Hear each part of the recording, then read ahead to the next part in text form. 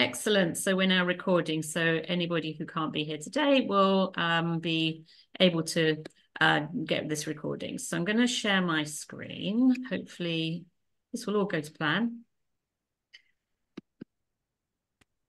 Okay. Okay, so give me 1 minute and I shall remove various things so you don't get this obscuring. Okay. So,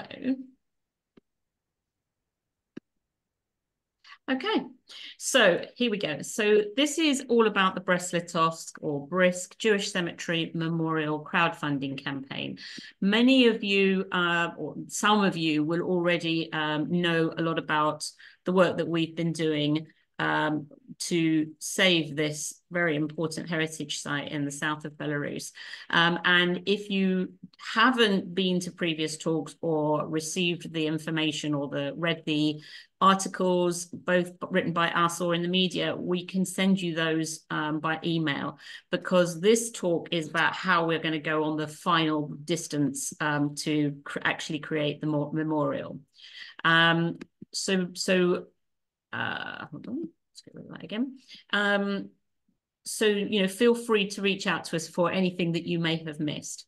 So just for those of you who may be new to us, the Together Plan charity works with Jewish communities in Belarus, and we support initiatives that support revival and sustainability in the country. Our work is focused on Jewish cultural heritage, and we're working together to tell the story of the past to build a safe and sustainable future, because there is no future without the past. And we are a member of an organization called the AEPJ, the European Association for the Preservation and Promotion of Jewish Heritage and Culture. They are a network of heritage practitioners, historians, museums, NGOs, and individuals that are working across the whole of the landmass of Europe, working on the European route of Jewish heritage. And that is one of the cultural roots of the Council of Europe. And if you don't know anything about the cultural roots of the Council of Europe, I highly urge you to Google it. So the Brest-Litovsk Jewish Cemetery Memorial Campaign, the road so far and the road ahead. So far, we in 2021 we signed an exclusive agreement to design and build a memorial and work with the headstones, the gravestones that had been discovered. We sorted those gravestones, and we have in the collection 1,249 salvaged remnant pieces. Some of them are bigger than others. As in, you know, some of the pieces are broken. So some are bigger pieces, some are smaller pieces. We photographed the headstones in 2021. We translated everything that we could read, and we created a catalogue in 2022. The design of a memorial was commissioned and was completed in 2023, and that was approved by the Brest authorities at the end of last year. We submitted a building application to the Brest authorities at the end of last year, and that is going through, that's being processed at the moment. Almost 40% of the funds have been raised so far, and now we have initiated the crowdfunding campaign. The campaign is due to run the 19th and the 20th of May, and hopefully, if we hit our target, then construction can begin in the summer. So we're really in the final stretch now. It's been a long road. So the new memorial design was created by a designer in America called Brad Goldberg. And this is what the design looks like. These are the renders. It's not so clear on these renders that this is actually a mound that is built up. You can't dig any down into the territory, because it's going to sit on the territory that was the cemetery, and there are still bodies buried there.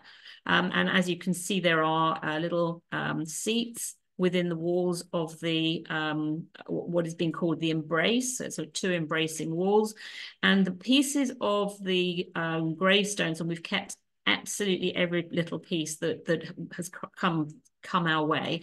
The pieces that are just too small to be standing on the mound will be placed on the tops of the walls. So everything will be used.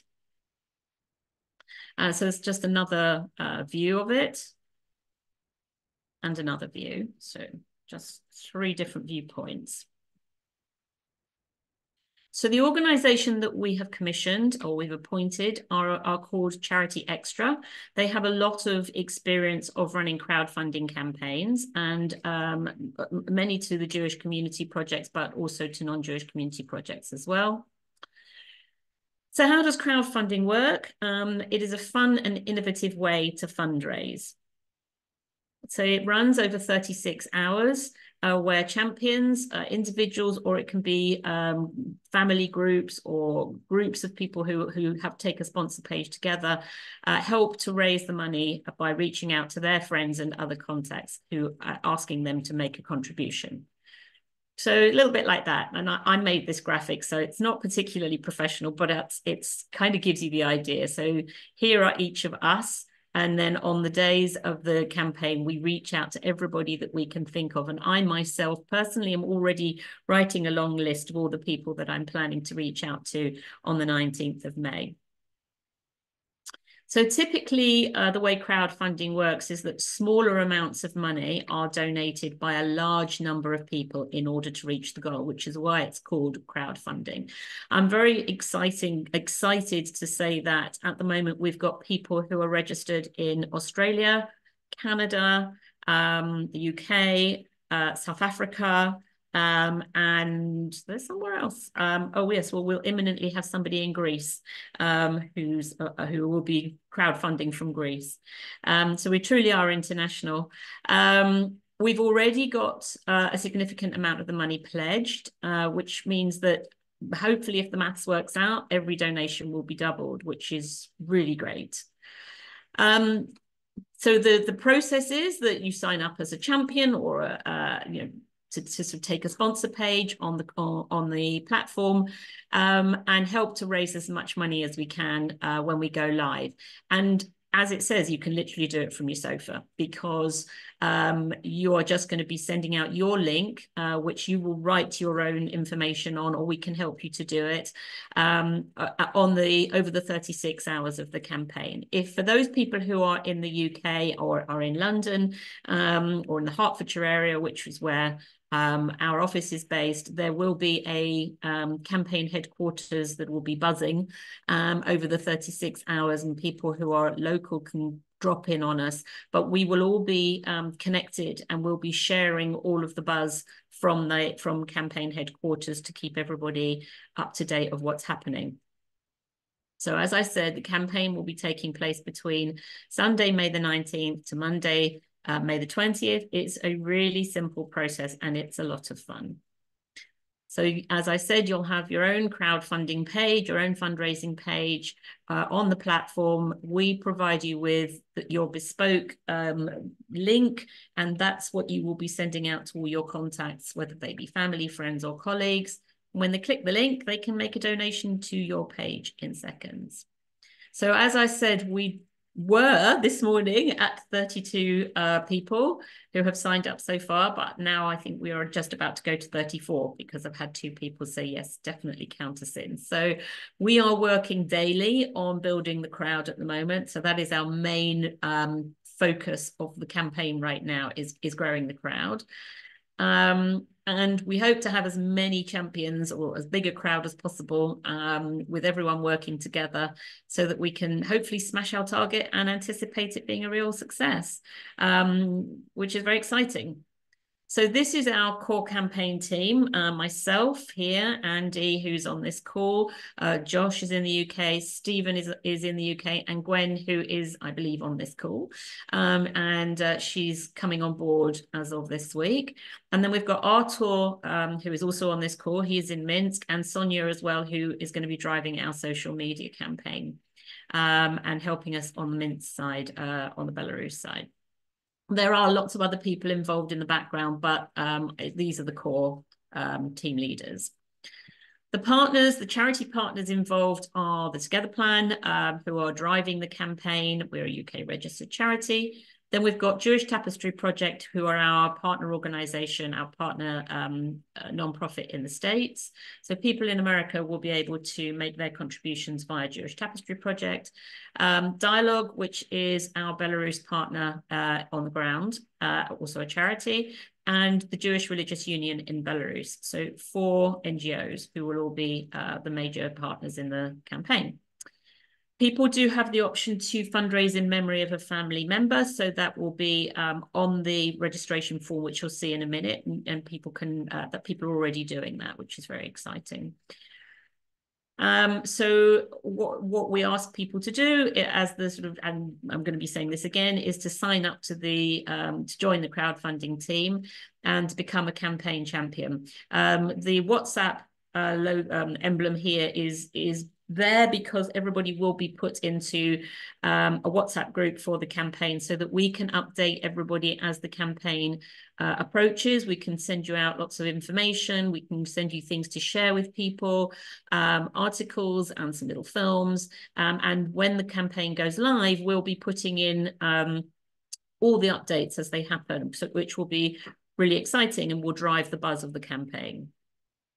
So how does the memorial play a pivotal role in Jewish history? Well, it will put the cemetery back on the map. It'll give the functioning community, the Jewish community there, a place to commemorate those who have gone before them. It will give Jews from Belarus who are living in the diaspora a place to visit in memory of their ancestors.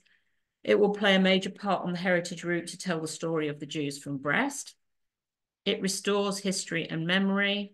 And it plays a vital role in Holocaust education and helps to understand the rise of Zionism, which led to the establishment of the State of Israel. So right now, with what's going on, with the huge surge in anti-Semitism right now, this is fundamentally important. It's needed more so than ever before, as far as I'm concerned. And actually, there's one more that I haven't listed there, which is the fact that a lot of the gravestones were found by non-Jewish people over the last sort of 15 to 20 years. And people very responsibly started to return them to the local Jewish community in Brest.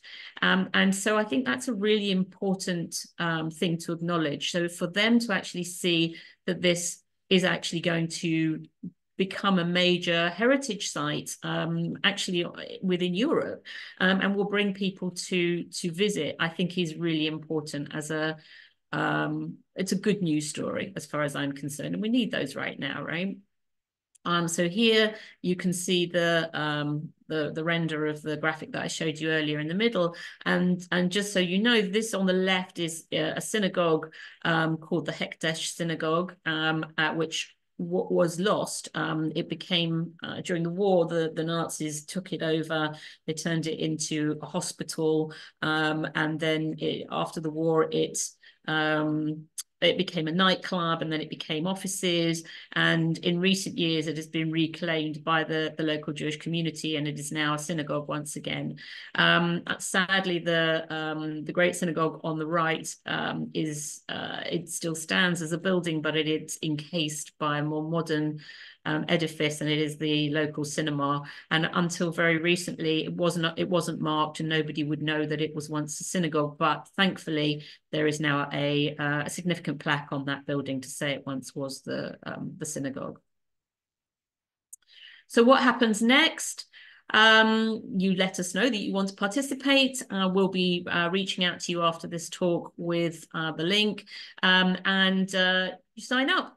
It's as easy as that. And for the moment, that's all that will happen. It'll go a little bit quiet while we put the platform together. That's happening in the background right now. Or you can contact us with any questions that you've got at contact@thetogetherplan.com. So here's the timeline. So since the beginning, since the middle of February, we've been working in the background on this, forming our crowdfunding committee. We've been putting a marketing strategy together, creating the name for the campaign, the strap line, creating a logo, creating our social media strategy, putting our videos together. All of this is going on at the moment, and we're building our connections, and we're building the crowd, which is part of why the reason that you're here and why we've been giving talks.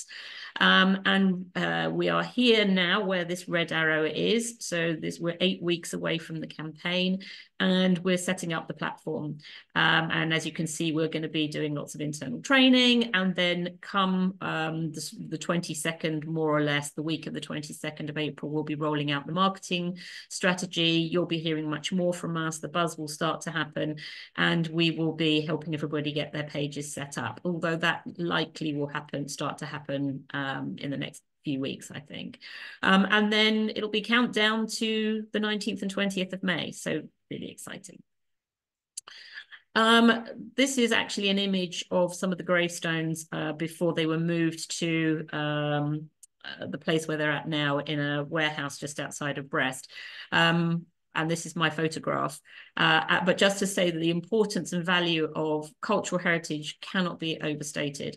And our campaign aims to build a heritage site of vital importance to European civil society, which actually is really important right now.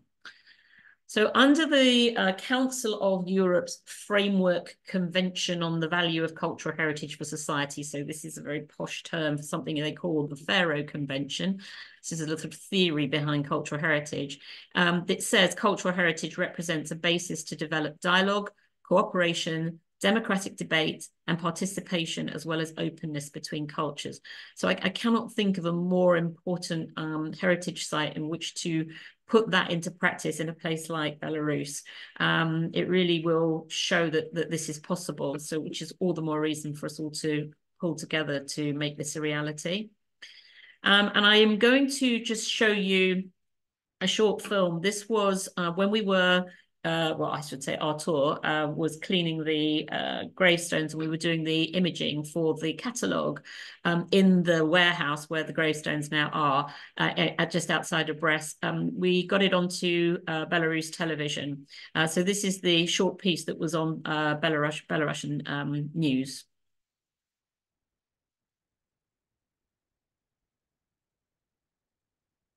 Спустя 80 лет забвения в Бресте началось строительство лапидария. Экспозиция старинной письменности на камне появится на месте старинного еврейского кладбища, снесенного в начале Великой Отечественной войны. נפטר י"ב מנחם אף, תר"ל ד', לפרט קטן, תהיה נפשו צרורה בצרור החיים. Специалисты изучают, документируют и фотографируют надгробия около 1000 мацев, предположительно с одного некрополя. В начале войны, когда Брест был оккупирован, фашисты расправлялись не только с евреями, но и с их памятью. Самое старое и большое кладбище в городе разграблено, а потом вовсе стерто с лица земли. Надмогильные плиты использовали для мощения улиц. Спустя много лет их обнаружили и передали представителям общины. С инициативой вернуть мацевы на место и построить мемориал выступила общественность и потомки евреев Бреста. Уничтожение кладбищ, в том числе нацистами во время Холокоста, это было обычной тематикой. И, к сожалению, долгие годы мы не смогли восстановить ту справедливость и вернуть камни, и вернуть кладбище в какой-то первозданный вид. Поэтому на сегодняшний день есть решение таких проблем. Это возможность строительства мемориала, который будет посвящен не только людям, которые похоронены на этом кладбище, но и всему наследию нашей страны, потому что еврейское наследие Беларуси – это часть наследия всей Беларуси. Это будет первый лапидарий в стране. Проект в 3 этапа. После изучения надписи займутся дизайном будущего комплекса. Концепцию согласуют с еврейской общиной. Oh, I'm so sorry. I'm going to play that again. I hope that's all right. Somebody just came into the waiting room, so I'm going to play that again. I hope that's all right. So whoever just joined us, you're going to get this again. We're going to see it from the beginning. Спустя 80 лет забвения в Бресте началось строительство лапидария. Экспозиция старинной письменности на камне появится на месте старинного еврейского кладбища, снесенного в начале Великой Отечественной войны. נפטר י"ב מנחם אף, תר"ל ד', לפרט קטן, תהיה נפשו צרורה בצרור החיים. Специалисты изучают, документируют и фотографируют надгробия около 1000 мацев, предположительно с одного некрополя. В начале войны, когда Брест был оккупирован, фашисты расправлялись не только с евреями, но и с их памятью. Самое старое и большое кладбище в городе разграблено, а потом вовсе стерто с лица земли. Надмогильные плиты использовали для мощения улиц. Спустя много лет их обнаружили и передали представителям общины. С инициативой вернуть мацевы на место и построить мемориал выступила общественность и потомки евреев Бреста. Уничтожение кладбищ, в том числе нацистами во время Холокоста, это было обычной тематикой. И, к сожалению, долгие годы мы не смогли восстановить ту справедливость и вернуть камни, и вернуть кладбище в какой-то первозданный вид. Поэтому на сегодняшний день есть решение таких проблем. Это возможность строительства мемориала, который будет посвящен не только людям, которые похоронены на этом кладбище, но и всему наследию нашей страны, потому что еврейское наследие Беларуси – это часть наследия всей Беларуси. Это будет первый лапидарий в стране. Проект в 3 этапа. После изучения надписи займутся дизайном будущего комплекса. Концепцию согласуют с еврейской общиной и городскими властями. Чтобы завершить работы, специалистам понадобится около 3 лет. Okay, so that is really what I wanted to say. This is our big reveal. This is the logo for the campaign, and we've called it Rebuilding Together, Remembering Forever. So we're able to now share that with those of you who are here, and those who have already signed up will shortly be finding this out. So this is where we're at. So by all means, feel free to ask any questions. Artur is, who was in the film, is sitting with us here. He's available to answer any questions.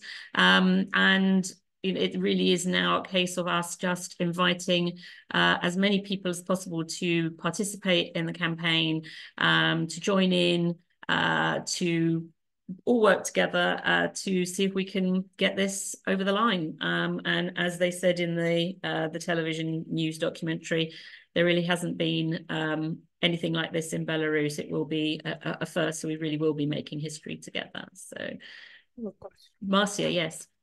I'm wondering, in order to boost the amount of champion leaders, whatever, is it possible to reach out to synagogues and with news bulletins or something like that? Absolutely. I mean, it's definitely possible. And I would, we are currently, I've got somebody in America who's doing a little piece around that. We're reaching out to people, as many people as possible. There are a lot of articles on the actual campaign website. In fact, I can, if you hold on a minute, I will show you where, because if any of you are members of, come out of this, hold on, synagogues, you can by all means share the recording that we're going to be sending you, but we can also point you to various articles. So if you hold on a minute, I will show you where those are. Hold on.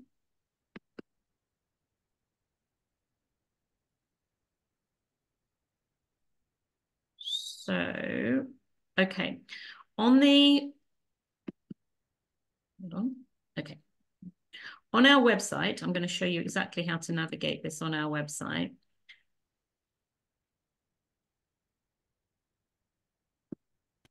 So on the front page of our website, you can see here the Brest-Litovsk Jewish Cemetery Memorial Campaign. This page is going to change shortly. We're going to actually change this so that it's showing the crowdfunding campaign. So that is coming. There is already a film here, and there's the background to it. But if you go to, first of all, if you want the catalogue, you can get to it here. There is a hyperlink embedded here, so that's available. And then if you come down here, and it says where it says view the articles, you click in here. And all of the articles that we've ever written about the memorial, going back, as you can see, to 2021 here, but also here where it says the press, the Together Plan in the news, you can click in, and on this page, and this is quite a good one to send to people you know, or synagogues, all of the articles that have been in the press since we've been working on this campaign are here. And as you can see, CNN, The Times, Jewish News, JTA, The Forward, there's a lot of articles, and we're hoping there will be more. But it all started with this article, the Vice News one in October 2014. And actually, because of that, the Daily Mail picked it up, and the Times of Israel. And so that actually went viral, which was amazing. So hopefully that is useful, and we can definitely send you that link. In fact, we should do that, Andy, after when we send this out. We can share that link with everybody. It's a very good idea, Marcia. Thank you. Ellen. Hello from Brooklyn.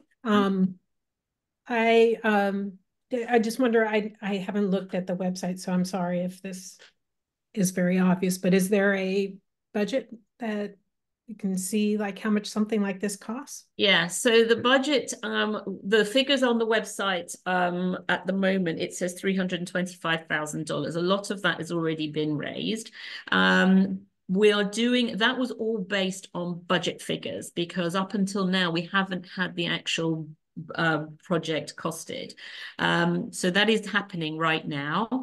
We're waiting for the final sort of official figure any minute now. Artur, I don't know, we haven't got that yet, have we? It's literally about to happen.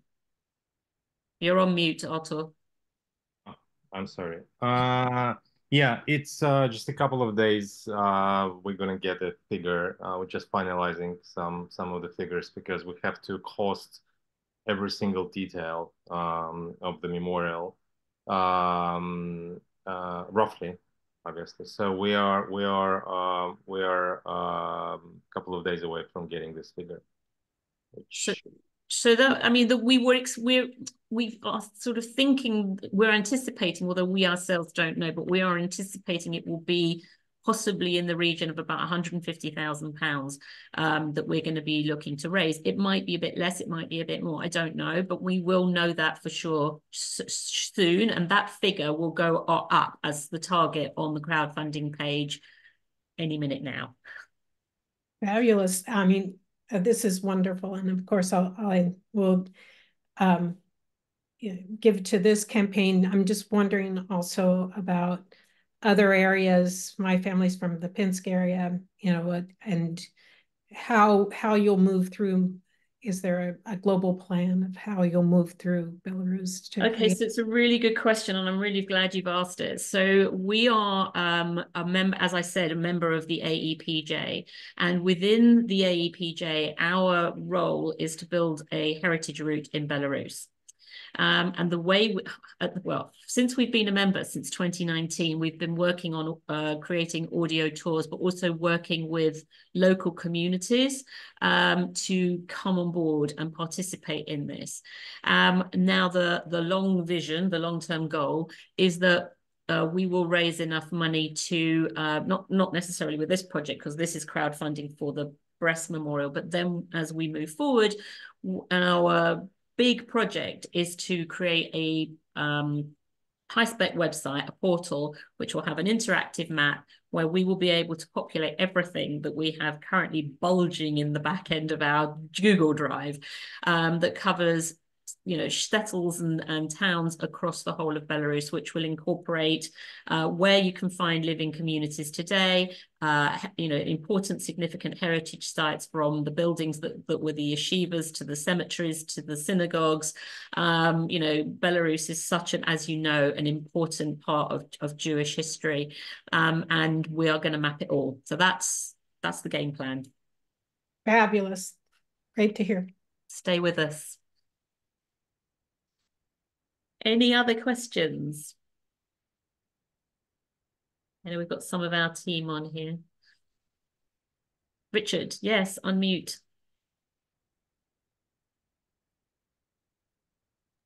There we go. Sorry about that. So this is very wishful thinking. If somebody asks us, well, what will happen if we raise more than the amount of money that's needed? What will happen to those excess funds?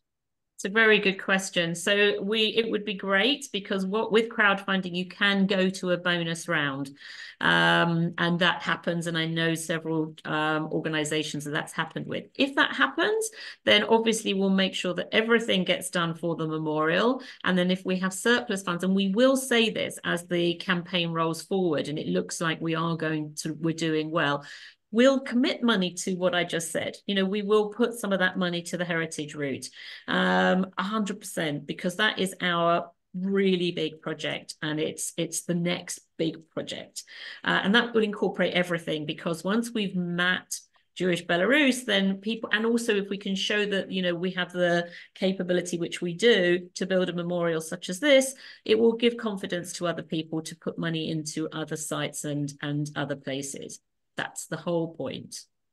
Excellent. Thank you. No, it's my pleasure. Let's pray for that wishful thinking to come true. So yeah. So hopefully you'll all jump in and you'll all join in. I can see we've got Jan here from Nashville, which is very good. Bob, where are you? Where are you in the world? I am in Omaha, Nebraska. Why do I recognize your name? Do I know your name from? I've gone on some of these meetings. Okay, that's why I know you. I did post a question in the chat. I'm aware that the famous rabbinic family Soloveitchik is from Brest. Correct. Have any headstones been found from the Soloveitchik family? Sadly not. Although headstones keep coming, that it's very much slowed down, but there's no, who knows what is yet to be found. Unfortunately, we haven't found a Soloveitchik gravestone.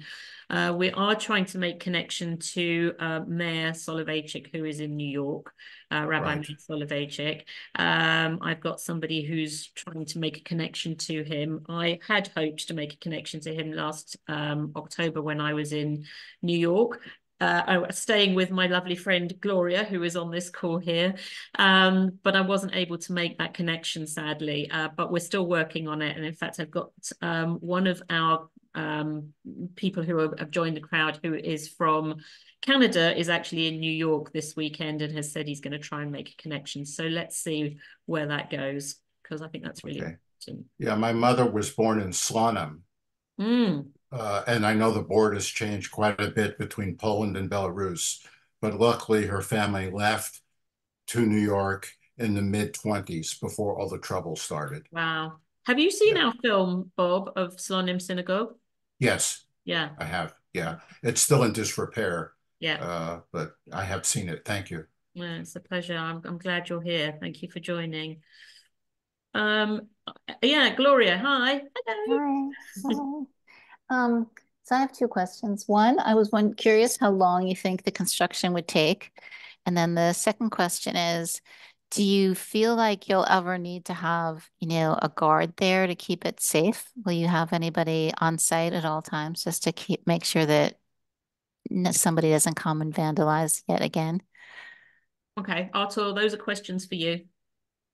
Yes, I mean, if we kickstart the construction hopefully in June, I think it will take 3-4 months for the construction, and well, maximum 5. Again, depending on the availability of some material, because due to the current sort of war climate, and there's a lot of stuff that's been coming in from Ukraine and now no longer coming, so we might have to wait longer for some stones. I mean, we're trying to use the local sort of material, the Belarus material, but might need something imported, so that might take a bit longer.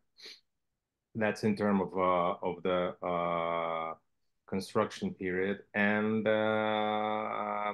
security and safety, because we're doing it together with the municipality, the memorial is going to be owned by the state and by the local authorities and going to be protected by the state and local authorities, which means they're going to clean it, they're going to look after it, they're going to sort of safeguard it, they're going to secure the area. There's going to be sort of lighting, there's going to be cameras.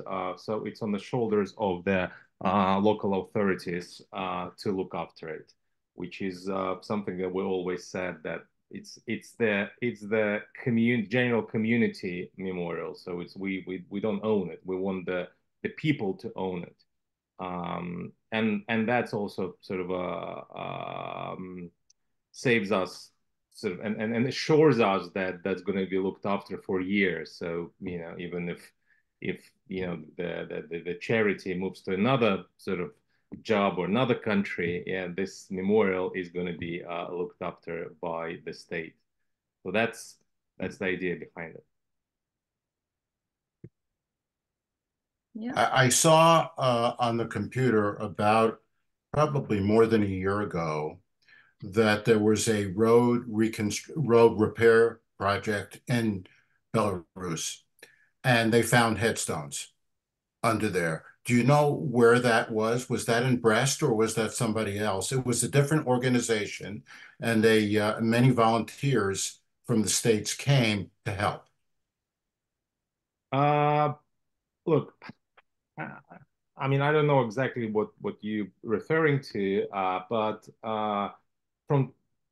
it's very often that headstones are being found on a different construction, building construction, road constructions, simply in the forest. There was a big, more than a year ago, I think a year and a half ago, or 2 years, there was a big finding of not the headstones. I think in Brest, it was the bones that were found in the center. People found it during the construction of the apartment building, and those were the ones who were shot in the ghetto.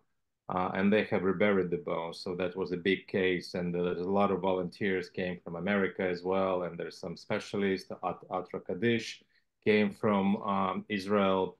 That was a big thing, big deal. But and they've done it. They reburied the bones to the local cemetery with all the sort of kosher way and tradition. But in terms of the constructions, those findings happen on everyday basis because many cemeteries in Belarus, not just in Belarus, and in Poland and Eastern European countries, they've been removed either by Nazis or by the Soviets. They've been destroyed, or the roads have been built, or the pavements have been built out of the headstones, or they were simply sort of destroyed and used as the construction material. So those cases, they appear from time to time, and of course we as a community here, we try to react, and we try to at least secure the headstones and put them in a safe place for the further sort of project and for the further ideas what to do with them. So like recently in Nesvich, we found many headstones just lying in the park in the center of Nesvich, and we spoke to the local municipality, and they helped us to remove it to the side of the cemetery to keep them secure and to work with them in the future. So yes, there's very often. I was just going to say, you may well have been. I don't know where it was or what you saw, but it could have been the Brest headstones, because several years back there was a group of Israelis that came and did a little bit of cleaning work with those gravestones. So that could be what you're referring to, but I'm not sure. I'm not sure. Okay, thank you. That's right. Any other questions? I mean, as I said, there's we are here, the whole time. This is the major sort of focus of our work until May now. We are, the drive on this campaign is of utmost importance. So, if you've got any questions at all at any point, then just drop us a line, and, we'll be happy to help you or answer any questions. And we will be reaching out to anybody who signs up. Hopefully you'll all sign up, and we'll help you to get your pages populated, to put your targets on, any changes that need to be made on your pages, we can do it for you. And, if you need to, help with writing whatever you want written on your page, we can help with that as well. So that's going to be our next sort of big piece once we've got all the crowd together. So it will be really exciting, and we are putting together lots of fun things that we're going to be providing you all with over the course of the actual campaign once it launches. And Josh, who is one of our committee, he's been involved in crowdfunding before, and he said it's all about the buzz, and it's all about the creating energy. And please trust me when I say we're going to create lots of energy. It's going to be exciting. We're all going to push this over the line. Artur and I have been working on this since 2013. So it's been a long, long road, and we want to see it happen. It's incredibly important. Right now, with what's going on in the world, it's really important. I'm sure you all agree. So yeah, one thing I will say is that in the last talk that we gave earlier this month, this talk, somebody messaged me in the chat and said that because of the work that we did with the catalogue, he had found he was able to find his great-great-grandmother's gravestone, which was unbelievably exciting. He is going to be in the crowd. He said, absolutely. But what was also very exciting was that on that gravestone was the name of his great-great-grandmother's father. And so that opened up a whole new avenue for his genealogical research, which is incredibly exciting. And when that happens, it was all worthwhile. So we really have worked very hard on this, and we will continue to work hard on this to make it a reality. So having you as part of it really means a lot to us. So what's going to happen next is that we're going to be sending you out this recording. We'll be sending you out the sign up link, and also you'll have the contact details if you want to ask any questions. And we'll send the link to those articles as well, so that you've also got access to that. And yeah, if you can reach out to help us to reach out to synagogues, because there are lots of synagogues around the world. So whoever you've got in your own environs, so to speak, who you think might be interested or may have an interest or may know people whose family came from Brest or Belarus. You don't have to be connected necessarily to Belarus, or even to have family in Belarus. My family doesn't come from Belarus. My family are Polish, but I am pulling for this, and it is incredibly important to our story as Jews. So yeah, we are available. Please ask us any questions, and thank you for being here. I joined late, so I'm sorry for that. But I'm curious, what is the situation regarding anti-Semitism in Belarus and Poland now? Okay, Artur, you should answer that because you're the one that's there. Yeah, I mean, in Belarus, I can't vouch for Poland, which I think Poland has been always worse than Belarus for the historical reasons. But and there's not so many Jews in Poland than in Belarus, I think.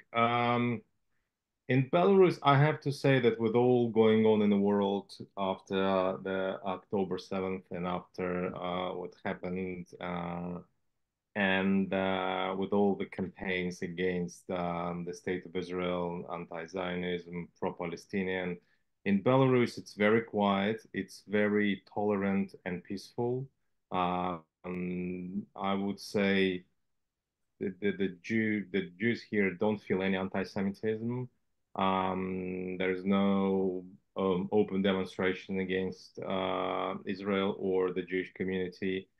We at the synagogue, we didn't even sort of increase the security measures. You know, it's all the same. It's been 2, 3, 4 years ago. Synagogue doesn't have any sort of guards. Rabbis are walking around the cities in their outfits with their families.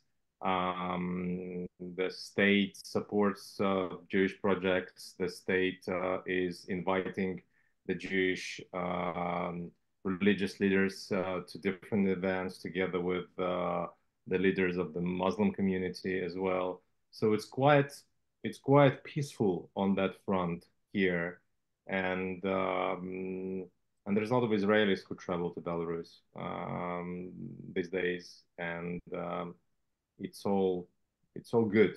I mean, so far peaceful and good and tolerant. I think one thing that it might be worth saying here, as you've asked the question, is that sort of about 7 or more now, 9 years ago, the Belarusian embassy invited me to a meeting here in London because they saw that I was going in and out of the country. And when you're on a visa, you have to say why you're going. And I was saying I was visiting Jewish communities.